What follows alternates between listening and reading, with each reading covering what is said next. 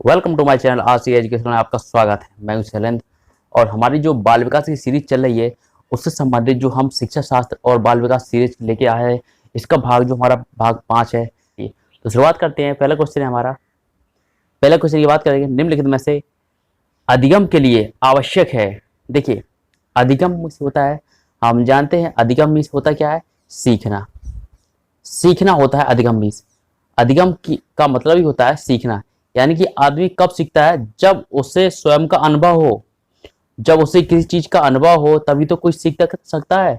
यदि जब उसके बारे में उसे कुछ पता ही नहीं है तो वो कैसे सीख सकता है, या उसे कोई सिखाएगा नहीं, उसे कुछ चीज का अनुभव नहीं कराएगा तो वो कैसे सीख सकता है। तो क्लियर सी बात है, यहाँ पर जब उसे अनुभव होगा, या चिंतन करके तो सीख नहीं सकता। चिंतन करके नहीं सीख सकता वो, क्योंकि उसे उसके बारे में कुछ पता ही नहीं है, तो वो चिंतन किस चीज करेगा। और उसके बारे में पता नहीं तो वो क्रिया किसके बारे में करेगा, ना ही वो संचालन कर सकता। तो यहाँ पर हमारा जो आंसर होगा वो हमारा राइट ऑप्शन हो जाएगा क्या, स्वानुभाव। स्वानुभाव यानी स्वयं के अनुभव से, जब उसे अनुभव हो तभी कोई चीज सीख सकता है। तो अधिगम अधिगम के लिए आवश्यक है स्वानुभाव। क्लियर। चलिए अगले क्वेश्चन की बात कर लेते हैं। अगला क्वेश्चन है हमारा, किस मनोवैज्ञानिक का कहना है कि सभी बच्चे जन्म के समय समान होते हैं। तो यहां पर देखिए, ये कथन जो है हमारे वाटसन साहब का है। जो वाटसन ने ये कथन दिया था कि हमारे ये कथन, सभी बच्चे जन्म के समय समान होते हैं, एक जैसे होते हैं। क्लियर, वाटसन जी ने कहा था। अगला क्वेश्चन है हमारा, शैशवावस्था में बालक में क्या पाया जाता है। देखिए, शैशवावस्था आप जानते हैं 0 से लेकर के 5 वर्ष की होती है। कोई 0 से लेकर के 6 वर्ष मानता है, कोई 0 से लेकर के 3 वर्ष मानता है, कोई 0 से लेकर के 2 वर्ष मानता है। तो हमें नॉर्मली याद रखना है 0 से लेकर 5 वर्ष। यही हमेशा हर बार पूछा जाता है, ये हर एग्जाम में बन जाता है। तो शैशवावस्था की बात करें तो शैशवावस्था में कोई भी बालक छोटा ही होता है, 1 से लेकर 5 वर्ष तक का। वो उसमें कोई ज्यादा ज्ञान नहीं होता है, पर वो सिर्फ क्या करता है, ये देख लेते हैं इसमें क्या पाया जाता है। यहाँ पर ये ऑप्शन दिए हैं, अनुकरण करना, सहयोग लेना, आश्रय। देखिए, कोई बच्चा है, छोटा सा बच्चा है, या हम कोई छोटा सा बच्चा है, यदि हम उसके सामने कोई बात करते हैं तो वो बात को दोहराता है कि नहीं दोहराता है। ये तो हो गया अनुकरण वाली बात। अनुकरण मीन्स होता है दोहराना। वो जो जो हम बोलेंगे सिर्फ वही वो तो दोहराएगा, वही बात तो वो दोहराएगा। तो ये होता है अनुकरण, ये तो करता है वो। क्लियर है। शैशवावस्था में वो बालक, छोटा बच्चा क्या करता है, दोहराता है, कोई बात को अनुकरण करता है।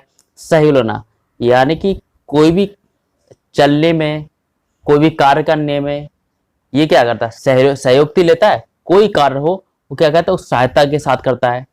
स्वयं तो कर नहीं लेता है क्योंकि इतना बड़ा नहीं हुआ है। आश्रितता यानी कि वही एक बात हो, सहयोग लेना या आश्रित या दूसरे पर आश्रित होना। क्लियर। क्योंकि छोटा बच्चा है, वो चल नहीं पा रहा है, तो क्या आश्रित होगा, यानी कि दूसरे पर, दूसरे जब कोई दूसरा उसके माँ बाप है उसको चला कर ले जाएंगे तभी तो आश्रित हो गया। एक स्थान से दूसरे स्थान पर ले जाना, वो क्या हुआ, आश्रित हुआ। क्लियर। खिलाना पिलाना, ये आश्रित हुआ। तो यहाँ पर सबसे ऑप्शन हमारा ऑप्शन हो जाएगा, ऑप्शन नंबर 4 हो जाएगा। उपरोक्त में से सभी हो जाएंगे, जो उपरोक्त में से कोई नहीं है। ये ऑप्शन गलत है यहाँ पर, लेकिन हमारा जो है ऑप्शन नंबर 4 हो जाएगा, जो सभी हो जाएंगे।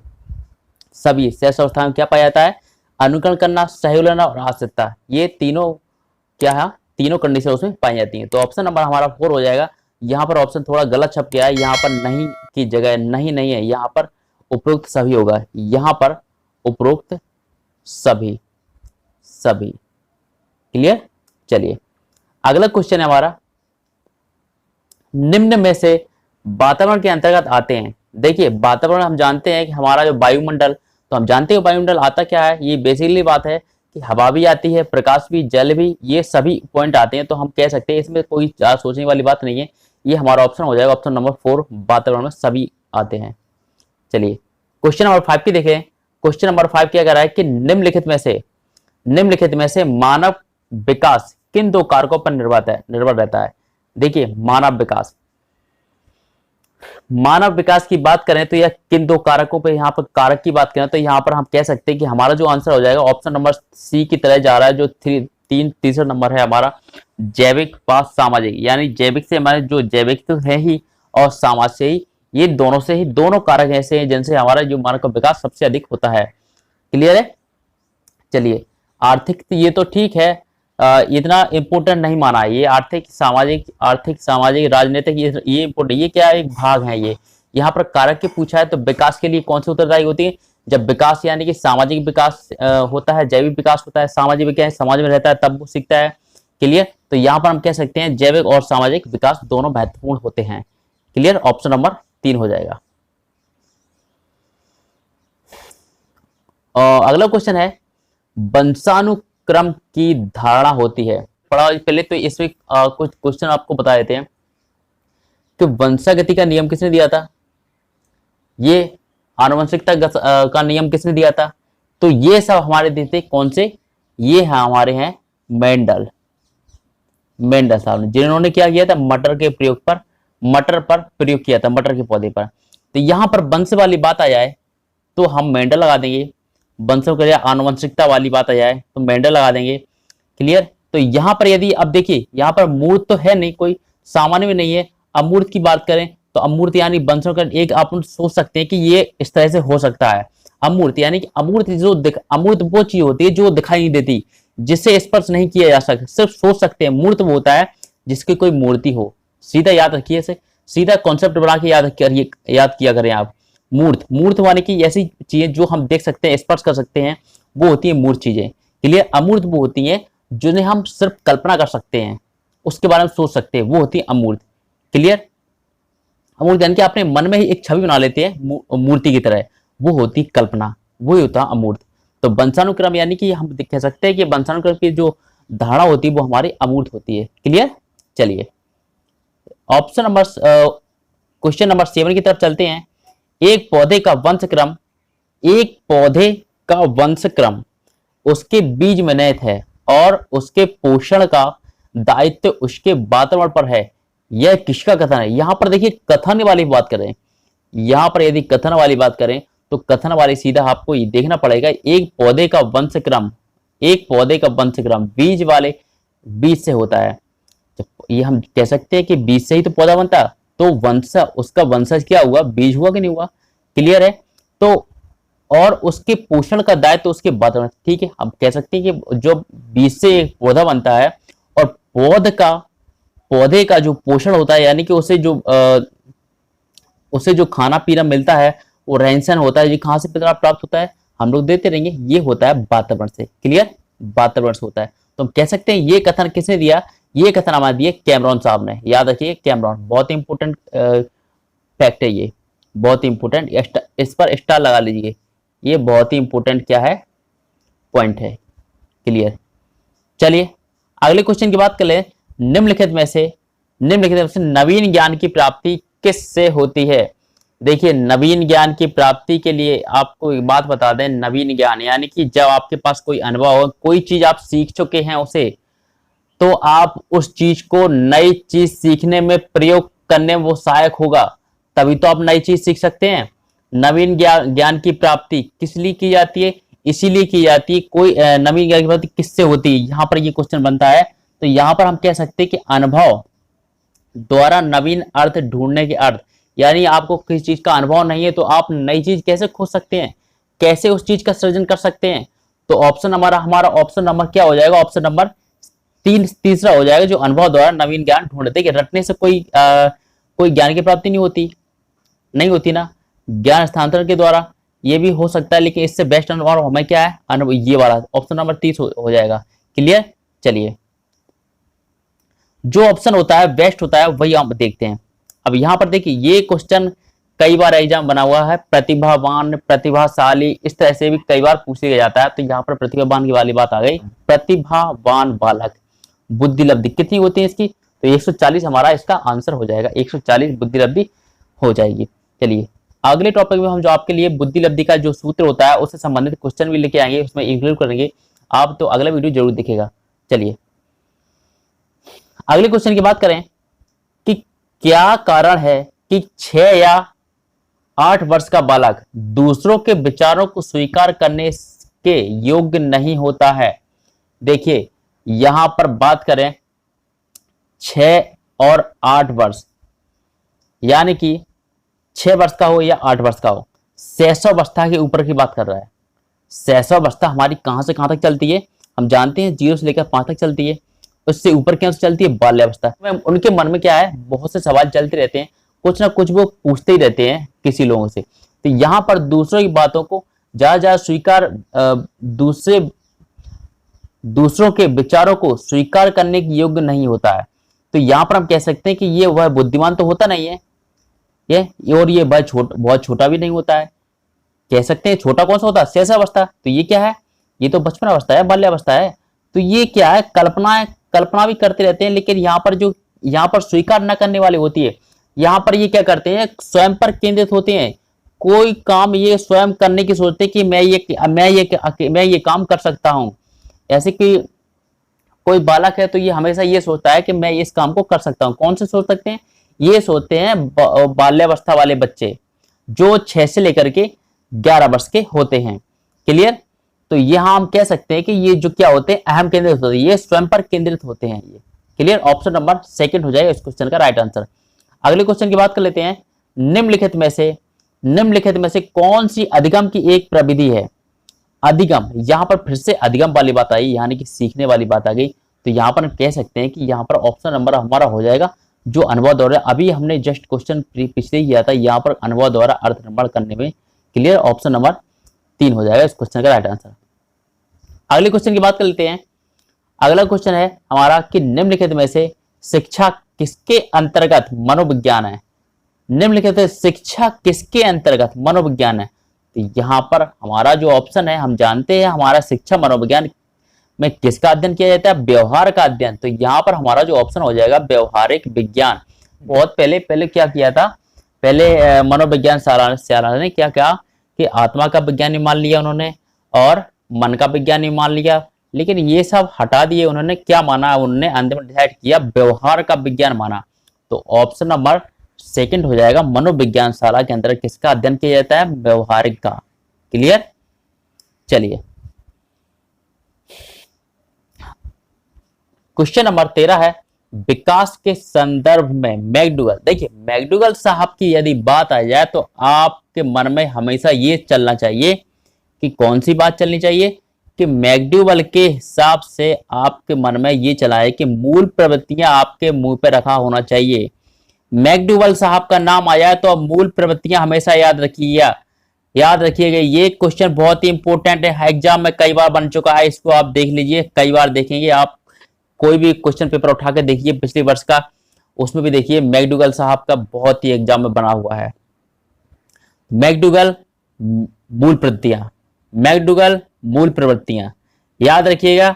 मैकडूगल साहब का यदि नाम आ जाए तो आप ऑप्शन में मूल प्रवृत्तियां या मूल प्रत्ययात्मक ढूंढिए, और यदि मूल प्रवृत्तियां आ जाए तो आप मैकडूगल को ढूंढिए ऑप्शन में। क्लियर। तो ऑप्शन नंबर सेकंड हो जाएगा इस क्वेश्चन का राइट आंसर।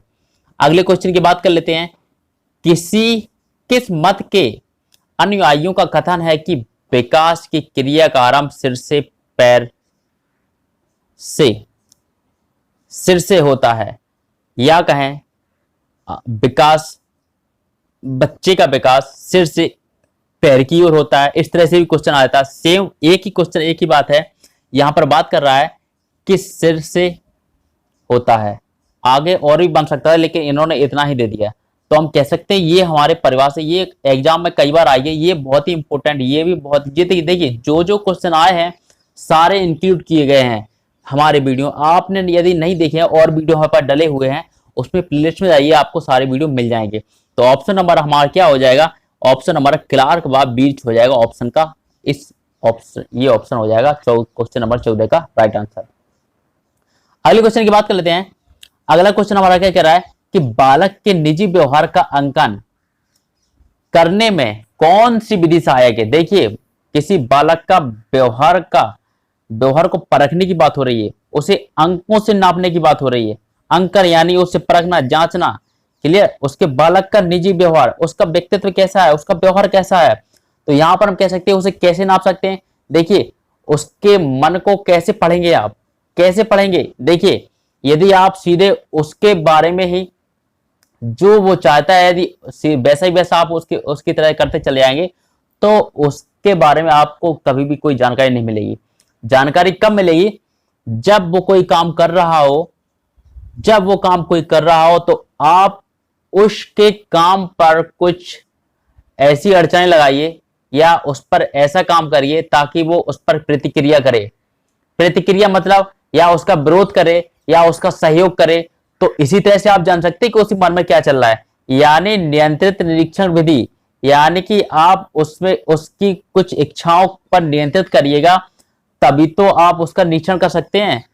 जब उसकी इच्छाओं पर नियंत्रण करेंगे तो वो कुछ ना कुछ प्रतिक्रिया करेगा, तो और आपको वहीं पर एक पॉइंट मिल जाएगा। यानी ये पॉइंट मतलब आपको वहां पर एक प्रकार मिल जाएगा, एक रीजन मिल जाएगा कि हाँ उसका ये एक पॉइंट है जो व्यक्तिगत है, उसका जो व्यवहार का अंकर, यानी उसका व्यवहार किस तरह से है ये आप माप सकते हैं वहां पर। तो यहाँ पर हमारा कैसा कह सकते हैं कि कोई चिकित्सा शाला विधि भी नहीं नाप सकती, मनोभौतिक विधि द्वारा भी नहीं मान सकता, आत्मनिष्ठ यानी खुद की भावनाओं से भी नहीं नापा जा सकता। ये क्या है, उसको सामने करके उसकी इच्छाओं को नियंत्रित करके नापा जा सकता है कि उसकी इच्छा किस तरह की है। चलिए अगला क्वेश्चन हमारा क्या कहता है, अगला क्वेश्चन है हमारा व्यक्तित्व शब्द की उत्पत्ति किस भाषा से हुई है। तो यहां पर जो हमारा ऑप्शन हो जाएगा, ऑप्शन नंबर हो जाएगा हमारा सी, जो इस क्वेश्चन का राइट आंसर जर्मनी शब्द से ये भाषा का शब्द, ये व्यक्तित्व शब्द की उत्पत्ति हुई है। चलिए अगले क्वेश्चन की बात करते हैं, इसी से संबंधित है, लैटिन भाषा की किस शब्द से व्यक्तित्व शब्द की उत्पत्ति हुई है। तो यहां पर हम कह सकते हैं, यहां पर सीधा पर्सनैलिटी से मतलब यानी पर्सोना शब्द से हुई है। यहां पर क्या हो जाएगा हमारा ऑप्शन नंबर सेकंड हो जाएगा, जो व्यक्तित्व शब्द की उत्पत्ति किससे हुई है, पर्सोना शब्द से हुई है। चलिए अगले क्वेश्चन की बात कर लेते हैं, राष्ट्रीय पाठ्य चर्चा रूपरेखा 2005 में से किस परीक्षा संबंधी सुधारों को सुझाव दिया गया है। तो यहाँ पर सीधे यहाँ पर सुधारों वाली बात की गई है। 2005 एनसीएफ 2005 के अनुसार परीक्षा संबंधी, ये कि परीक्षा से संबंधित सुधारों को सुझाव दिया गया है। तो क्या किया है हमारा ऑप्शन नंबर ए पे जाएगा, ये कक्षा 10 की परीक्षाओं से संबंधित। याद रखिए, इतना ही हमें याद रखना और कुछ ज्यादा समझने की जरूरत नहीं है। अगला क्वेश्चन है हमारा, दबाव को कम करने तथा परीक्षाओं में सफलता के लिए आवश्यक है। दबाव को कम करने और परीक्षाओं में सफलता के लिए आवश्यक है। तो यहां पर देखिए, आपने कोई परीक्षा करवाई है, आप यदि किसी विद्यार्थी की परीक्षा लेते हैं तो यहां पर वो क्या कर रहा है, उस पर दबाव कम करें, यानी कि जब परीक्षा लेंगे तो उसकी समय अवधि रखेंगे कि इतने इतने टाइम पर आपने दे दिए 100 क्वेश्चन, और उसकी अवधि रखी आपने क्या, आधे घंटे यानी 30 मिनट, 100 क्वेश्चन 30 मिनट। तो यहां पर क्या है, दबाव कम करने की वाली बात हो रही है। आप किस तरह करेंगे, तो आप क्या करेंगे, दबाव कैसे कम होगा, तो आपने यदि 100 क्वेश्चन दिए तो आपको उसी अनुसार टाइम भी रखना चाहिए, यानी 100 मिनट रखना चाहिए या 1 घंटा रखना चाहिए। तो ये हो जाता है हमारा, या 90 मिनट रख दें तो ये हो जाता है हमारा क्या, ये दबाव कम करने वाली बात होती है। और इसमें क्या है, सफलता भी इसमें काफी मिल सकती है, क्योंकि बच्चों पर यदि दबाव होगा तो वो अपना एग्जाम वो सही तरीके से नहीं कर पाएंगे। तो यहाँ पर हमारा ऑप्शन जो हो जाएगा, ऑप्शन नंबर ए जाएगा, ऑप्शन नंबर फर्स्ट पे जाएगा, क्या, कम अवधि की परीक्षाओं में अंतरण, कम अवधि की परीक्षाओं में अंतरण। क्वेश्चन नंबर 20वां है, एक बालक अधिक सीखता है यदि उसे, एक बालक अधिक सीखता है, सीखने वाली बात फिर से आ गई। यहां पर देखिए, सीखने अधिगम आ जाए, सीखना आ जाए तो बहुत ही इंपॉर्टेंट क्वेश्चन बन जाते हैं, इससे कई बार एग्जाम में बने हुए हैं। यहां पर बात करते हैं, एक बालक अधिक सीखता है यदि उसे गद्य पद्य पुस्तक के माध्यम से पढ़ाया जाए, क्या ये हो सकता है, कंप्यूटर के माध्यम से पढ़ाया जाए, क्रिया विधि से पढ़ाया जाए, या व्याख्यान विधि। देखिए, एक बालक की बात कर रहा है, यानी कि आप कह सकते हैं कि बालक की बात कर रहा है, छोटे ही बालक की बात कर रहा है। तो हमारा जो ऑप्शन है, जितना हो सके, छोटा बालक हो चाहे बड़े बालक हो, जितना हो सके उसे स्वयं करने दें, उसे स्वयं वो काम करने दें, तभी तो वो काम सीखेगा। सबसे इंपॉर्टेंट विधि मानी जाती है कि स्वयं करके सीखना, स्वयं करके सीखने पर बल देना चाहिए बालक पर हमेशा। तो ऑप्शन नंबर हमारा क्या हो जाए, क्रिया विधि से पढ़ाया जाए, यानी प्रायोगिक तरीके से पढ़ाया जाए उसे, तभी वो बहुत अधिक सीखता है, बहुत जल्दी सीखता है कोई बालक।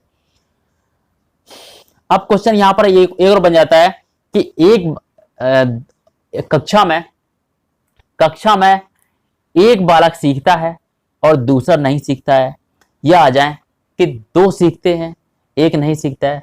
तो ये क्या होता है, व्यक्तित्व के कारण भी हो सकता है। और यदि इस टाइप से एक क्वेश्चन और बन जाता है, यदि कक्षा में एक भी मतलब आधे 50%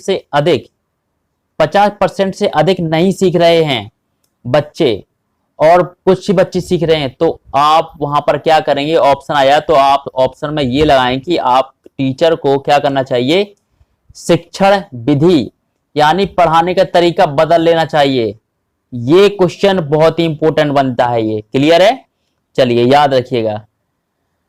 अगला क्वेश्चन है, विद्यार्थी का विकास निर्भर करता है। देखिए यहां पर विद्यार्थी की बात कर रहा है, बालक की बात नहीं कर रहा है, विद्यार्थी की बात कर रहा है, बालक की बात नहीं कर रहा है। याद रखिए विद्यार्थी की बात करेगा तो यहां पर बालक का विकास, विद्यार्थी का विकास किस पर निर्भर करेगा, ये करेगा हमारे वातावरण पर, ये हमारा वातावरण पर प्रयोग करेगा, ये वातावरण पर निर्भर करेगा विद्यार्थी का विकास। यदि बालक का विकास आया था यहां पर, यदि विद्यार्थी की जगह बालक आया था, बालक, तो हम कह सकते थे हमारा जो आंसर हो जाएगा वो आंसर हो जाएगा वंशानुक्रम और वातावरण। क्लियर, तो ऑप्शन नंबर फिलहाल हमारा ऑप्शन नंबर क्या हो जाएगा, ऑप्शन नंबर सेकंड हो जाएगा इस क्वेश्चन का राइट आंसर। देखिए यहां पर लिखा हुआ है लेकिन आप वो उस पर ऑप्शन पर मत जाइए, ये ऑप्शन जो हमारा गलत है, यहां पर ऑप्शन सुधार लीजिए, यहां पर सेकंड है। क्लियर, अगला क्वेश्चन है हमारा, बालक में अधिगम निम्न से किस स्थिति में होता है। देखिए यहां पर हम कह सकते हैं, ऑप्शन पढ़िए पहले आप, ऑप्शन पढ़ेंगे, ज्ञान को रटने से होता है कि रटने, तो रटाना तो है ही नेगेटिव वाली बात है, इसको हटा दीजिए।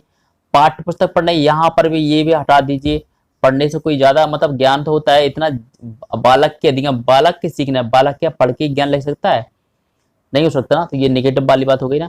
शिक्षक द्वारा ज्ञान एक स्थानांतरण द्वारा होता है, क्रिया करके। देखिए यहां पर हमारे दो ऑप्शन बेस्ट लग रहे हैं, तो यहां पर जो हमारा ऑप्शन, यहां पर दोनों ही सही हो जाएंगे, यहां पर इस क्वेश्चन का राइट आंसर हो जाएंगे, दोनों हो जाएंगे, यहां हो जाए और हमारा ऑप्शन यहीं पर तीसरा भी नहीं बनेगा, और हमारी क्या है, ऑप्शन दोनों बनना है, यहाँ पर ऑप्शन गलत हो गया ये ऑप्शन, तो हम कह सकते हैं कि हमारा जो आंसर हो जाए दोनों हो जाएंगे। तो यदि आपको ये वीडियो पसंद आया तो लाइक करें और सब्सक्राइब करें, और चैनल को सब्सक्राइब नहीं किया तो सब्सक्राइब कर ले और बेल आइकन घंटे को जरूर दबाइएगा। Thank you.